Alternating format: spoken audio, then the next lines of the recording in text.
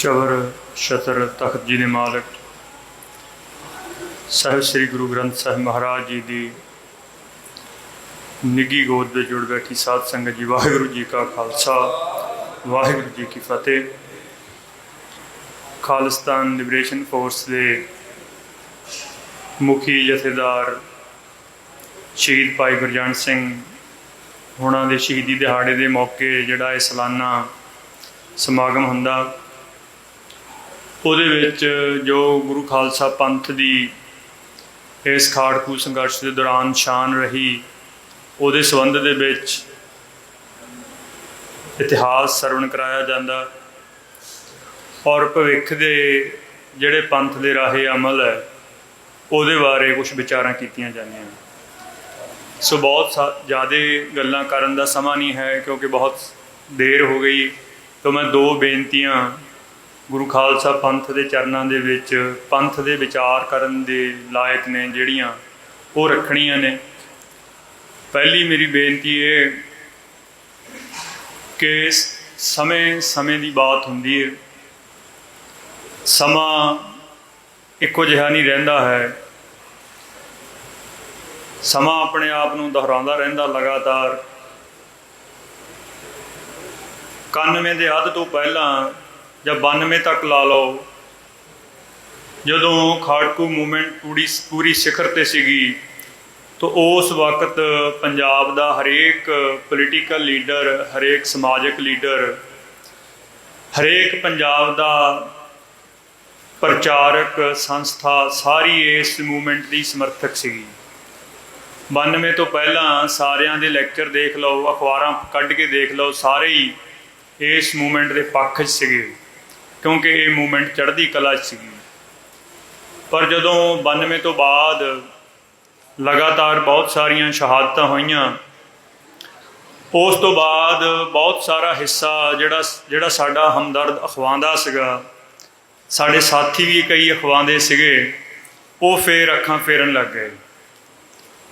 तो 95 तो बाद तो यह होने लग्या कि शहीदां दी गल करनी इस पंजाब की धरती ते एक बड़ा औखा कारज हो गया सीगा। मैनूं याद है कि 2004 दे विच असीं फतेहगढ़ साहब सभा के उत्ते संत जरनैल सिंह होना की एक बड़ी तस्वीर लाती, तो कुछ शहीद सिंह जिहड़े मूवमेंट दीयां मुख जथेबंदियां दे जनरल सीगे, उन्हां दीयां 20 सिंघां दीयां शहीदां दीयां तस्वीरां लातियां, तो DSP बहुत बड़ी फोर्स लैके आ गया भी ये किवें लग गई इत्थे। तो संतां दी तस्वीर या शहीदां दी तस्वीर भी लाण नस दिंदे। 6 जून के उत्ते समागम कराउण दे लई भी किन्नियां जद्दोजहद होईयां, ये आपां क्यों बहुत सारिਆਂ ने देखिया। नौजवानों नूं शायद ये गल्लां हुण होर तरह दीयां लगदियां ने क्योंकि हुण दिन बड़े सखाले आ गए ने, शहीदां दी गल, आज़ादी दी गल करन च उस तरह की वाधा नहीं है हुण जिस तरह की होया करदी सी। तो समा दुआरा पलट रहा, चढ़दी कला दा आ रहा। तो हुण मैं देखदा कि पंजाब च बहुत सारे दुआरा उस तरह समाजक पोलीटिकल लीडर अपनी ब्योंतबंदी पंथक होने की द्वारा, पंथक चेहरे द्वारा साबित करन दे लई आपदी जिहड़ी तैयारी कर रहे ते कहाण लग गए। सो ये अपने सोचण दे लई, विचारन दे लई बड़ा गंभीर मसला कि जिहड़े उस समय दे विच भी कुछ बंदे इस तरह बाद दे विच पंजाब दीयां गद्दियां लै गए, बड़े अहुदे लै गए कि असीं पंथ दे हमदर्द हैं, वो दुआरा जां उन्हां वर्गे होर भी बहुत नवें भी आ गए जिहड़े जिन्हां दी कोई जिंदगी दा अमल भी पंथ दे अनुसार नहीं है, वो भी पंथ दे वारस सिर्फ शहीदां दीयां गल्लां करके ही बनना चाहते। और उस तो भी अगला चैलेंज साडे लई ये हो गया होया कि जिहड़े संघर्ष दीयां गल्लां करना चाहते आ, शहीदां दीयां गल्लां करना चाहते आ जां गल्लां कर रहे आ, वो स्ट्रगल दे बड़े बड़े जिहड़े नायक रहे आ, वो उन्हां दे उत्ते सवालिया चिन्ह खड़े करन लग गए हुए। और अज मैं देख रहा कि बिल्कुल उस तरह जिस तरह 92 93 दे विच 94 दे विच खाड़कू मूवमेंट के खिलाफ एक मुहिम चली कि खाड़कू मूवमेंट के हरेक एक्शन नूं, खाड़कू मूवमेंट के हरेक नायक के उत्ते सवालिया चिन्ह खड़ा कर दिओ, उन्हां दे संबंधी भंबल भूसा पा दिओ कि लोकां नूं सच पता ही ना लगे, ਅੱਜ ਵੀ ਉਸ ਤਰ੍ਹਾਂ ਦੀਆਂ ਅਟੈਂਪਟ ਜਿਹੜੀਆਂ ਉਹ ਸੋਸ਼ਲ ਮੀਡੀਆ 'ਤੇ ਹੋਣ ਲੱਗ ਗਈਆਂ। ਬਹੁਤ ਸਾਰੇ ਲੋਕ ਹੈ ਜਿਹੜੇ ਸਿੱਧੇ ਹੀ ਸਰਕਾਰੀ ਆ ਜਾਂ ਅਰਧ ਸਰਕਾਰੀ ਆ, ਜਾਂ ਜਿਸ ਤਰ੍ਹਾਂ ਜਸਵਿੰਦਰ ਸਿੰਘ ਸ਼ਾਂਤ ਹੋਣੀ ਕਹਿ ਕੇ ਗਏ, ਜਿਨ੍ਹਾਂ ਦੇ ਡਬਲ ਕਰੈਕਟਰ ਹੈ, ਕਈਆਂ ਦੇ ਟ੍ਰਿਪਲ ਕਰੈਕਟਰ ਹੈ। ਉਹ ਕਾਮਰੇਡ ਰਹੇ ਆ, ਪਹਿਲਾਂ ਰਹੇ ਆ, ਹੁਣ ਵੀ ਰਹੇ ਆ, ਹੁਣ ਵੀ ਉਹਨਾਂ ਦਾ ਕੁਛ ਨਹੀਂ ਹੈ ਸਿੱਖੀ ਦੇ ਹਿਸਾਬ ਦਾ। ਉਹਨਾਂ ਨੇ ਆਪਦੇ ਪਰਸਨਲ ਸੋਸ਼ਲ ਅਕਾਊਂਟ ਬਣਾ ਲਏ, ਜਿਹਦੇ ਵਿੱਚ ਉਹ 70% ਗੱਲਾਂ ਸੱਚੀਆਂ ਕਰਕੇ 20-30% ਖਾੜਕੂ ਸੰਘਰਸ਼ ਦੇ ਜਿਹੜੇ ਜੀਂਦੇ ਨਾਇਕ ਹੈ ਉਹਨਾਂ ਦੇ ਬਾਰੇ ਵੀ, ਜਿਹੜੇ ਪਹਿਲਾਂ ਵਾਲੇ ਆ ਉਹਨਾਂ ਦੇ ਬਾਰੇ ਵੀ ਇਸ ਤਰ੍ਹਾਂ ਦੀਆਂ ਗੱਲਾਂ ਕਰ ਰਹੇ ਆ, ਜਿਹੜਾ ਇੱਕ ਸਾਡੇ ਲਈ ਚੁਣੌਤੀਪੂਰਨ ਮਸਲਾ ਬਣ ਗਿਆ ਹੋਇਆ। ਖਾੜਕੂ ਸੰਘਰਸ਼ ਦੇ ਵਿੱਚੋਂ ਮੈਂ ਸਮਝਦਾ ਕਿ 4-5 ਸ਼ਖਸੀਅਤਾਂ ਇੱਥੇ ਐਸੀਆਂ ਬੈਠੀਆਂ ਨੇ ਜਿਨ੍ਹਾਂ ਦਾ ਬਹੁਤ ਵੱਡਾ ਰੋਲ ਹੈ।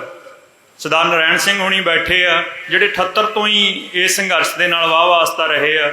ਭਾਈ ਲਾਲ ਸਿੰਘ ਹੋਣੀ ਬੈਠੇ ਆ, ਭਾਈ ਮਨਜਿੰਦਰ ਸਿੰਘ ਈਸੀ ਹੋਣੀ ਬੈਠੇ ਆ, ਸਰਦਾਰ ਸਰਬਜੀਤ ਸਿੰਘ ਅਲਾਲ ਹੋਣੀ ਬੈਠੇ ਆ। ਇਹਨਾਂ ਦੇ ਜੀਂਦੇ ਜੀ ਇੱਕ ਨਵਾਂ ਮਸਲਾ ਇਹ ਖੜਾ ਹੋ ਗਿਆ ਹੋਇਆ ਵੀ ਜਿੱਥੇ ਇੱਕ ਸਰਕਾਰੀ ਅਰਧ ਸਰਕਾਰੀ ਬੰਦੇ ਆ ਜਿਹੜੇ ਸਾਡੇ ਖਿਲਾਫ ਬੋਲ ਰਹੇ ਆ, ਉੱਥੇ ਇੱਕ ਹੋਰ ਹੀ ਬੰਦੇ ਆ ਜਿਨ੍ਹਾਂ ਦਾ ਸਾਡੇ ਨਾਲ ਕੋਈ ਲੈਣਾ ਦੇਣਾ ਨਹੀਂ, ਉਹ ਸਾਡੀ ਧਿਰ ਬਣ ਕੇ ਸਾਡੀ ਸਫਾਈ ਦੇਣ ਲੱਗੇ ਹੋਏ ਆ, ਜਿਹੜੀ ਉਹ ਵੀ ਗਲਤ ਹੈ। ਉਹਨਾਂ ਨੂੰ ਅੱਧੇ ਫੈਕਟ ਪਤਾ, ਅੱਧੇ ਪਤਾ ਹੀ ਨਹੀਂ, ਉਹ ਆਪਣੇ ਹਿਸਾਬ ਨਾਲ ਹੀ ਦੱਸੀ ਜਾਂਦੇ ਆ। ਕਿੰਨੇ ਫੇਸਬੁੱਕ ਦੇ ਉੱਤੇ ਮੈਂ ਬੰਦੇ ਜਾਣਦਾ ਵੀ ਉਹ ਇਹਨਾਂ ਚਾਰਾਂ 'ਚੋਂ ਮੈਨੂੰ ਲੱਗਦਾ ਜਿਨ੍ਹਾਂ ਦਾ ਸਭ ਤੋਂ ਵੱਡਾ ਇਸ ਮਸਲੇ ਸੰਘਰਸ਼ ਨਿਕਲ ਗਿਆ, ਇਹਨਾਂ ਨੂੰ ਕਦੇ ਨਹੀਂ ਆ ਕੇ ਮਿਲੇ ਹੋਣੇ, ਉਹ ਆ ਕੇ ਦੱਸੀ ਜਾਂਦੇ ਆ ਵੀ ਖਾੜਕੂਆਂ ਨੇ ਕਿਆ ਕੀਤਾ ਕਿਆ ਨਹੀਂ ਕੀਤਾ।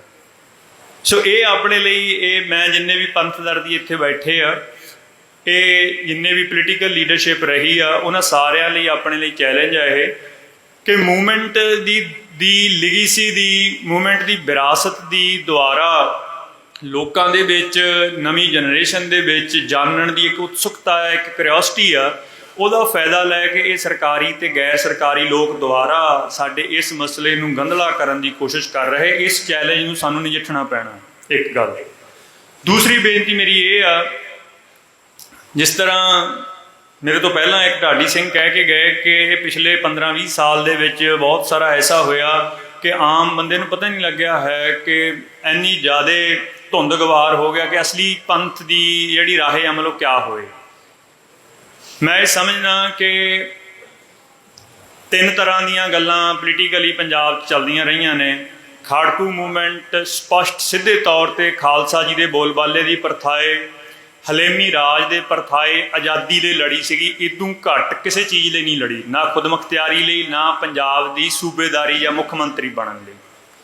ਸੋ ਇਹ ਪੰਥ ਨੇ ਫਰਕ ਕਰਨਾ ਕਿ ਪੰਜਾਬ ਦੀ ਸਿੱਖਾਂ ਦੀ ਆਜ਼ਾਦੀ ਦੀ ਲੜਾਈ, ਗੁਰੂ ਖਾਲਸਾ ਪੰਥ ਦੇ ਹਲੇਮੀ ਰਾਜ ਨੂੰ ਸਥਾਪਿਤ ਕਰਨ ਦੀ ਲੜਾਈ, ਉਹ ਆਪਣੇ ਆਪ 'ਚ ਇੱਕ ਵੱਖਰਾ ਮਸਲਾ ਹੈ।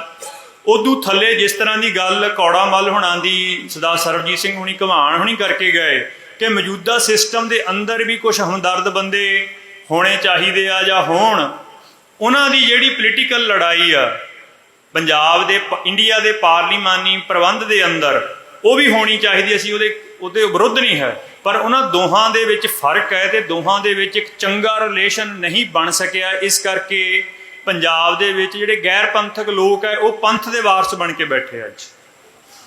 ਉਹ ਇਸ ਇੱਕ ਨੁਕਤੇ ਨੂੰ ਸਪਸ਼ਟ ਕਰੇ ਤੋਂ ਬਿਨਾਂ ਇਹ ਜਿੰਨੇ ਵੀ ਸਾਰੇ ਗੈਰ ਪੰਥਕ ਲੋਕ ਅੱਜ ਪੰਥ ਦੀਆਂ ਸਾਰੀਆਂ ਸੰਸਥਾਵਾਂ ਦੇ ਉੱਤੇ ਕਾਬਜ਼ ਹੈ ਪਿਛਲੇ 25 ਸਾਲ ਤੋਂ, ਉਹ ਹਟਾਏ ਨਹੀਂ ਜਾ ਸਕਣੇ।